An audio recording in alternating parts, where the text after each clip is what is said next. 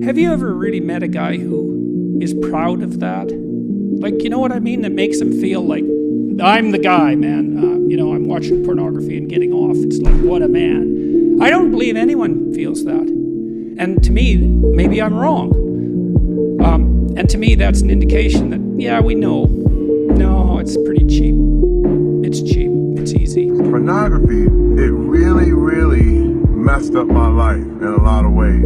Masturbation and pornography are potently tapping into the dopamine system and can undermine the very processes of which I consider healthy processes of finding a mate, dating, communication, eventually, if it's appropriate, sexual interaction, etc. So for about the last 3 years, I have been battling an addiction that has been compromising my future and my relationships. So when you go on adult sites, you may see ads for campsites. Well, sometimes I'd spend an hour or two on an adult site trying to find the perfect video, and then one day I finally caved in and wanted to see what the fuss about these campsites were. Probably the worst decision I've ever made. And pornography as a whole is simply just, I think it's an effect. I think it's a tool which is used to ensure that the male populace stays as docile as possible.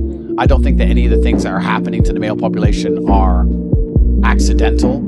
I think that keeping us as docile as possible is very interesting for the people who are in charge of the world, because we're the warrior class. At the end of the day, it's going to boil down to the men who are going to stand up and actually do something about anything at some point in time. So I think they like the idea of us being docile. And I mean, how much more docile can you get than a man sitting there looking at a screen, not even want to reproduce for real because he's just staring at a screen? And I think that's just a next stage in the slave mind. The dopamine, remember, dopamine goes up during pursuit, anticipation, then peaks and then crashes below baseline after orgasm and ejaculation. So this kind of low that people fear is putting them into an amotivated state. We can think of this, if I were to kind of expand on it, would be it's this kind of neurochemical, psychological equivalent of making your home environment filthy for a while, not actually putting you into this positive amplification of dopamine. So it depletes the dopamine system. Pornography is that it changes the way you think about people. People become objects. People become body parts. They become things to be used rather than people to be loved. It really, you start to change the way you see people. And I had to change my thinking. I had to change what I believed. And once I knew, and once I was aware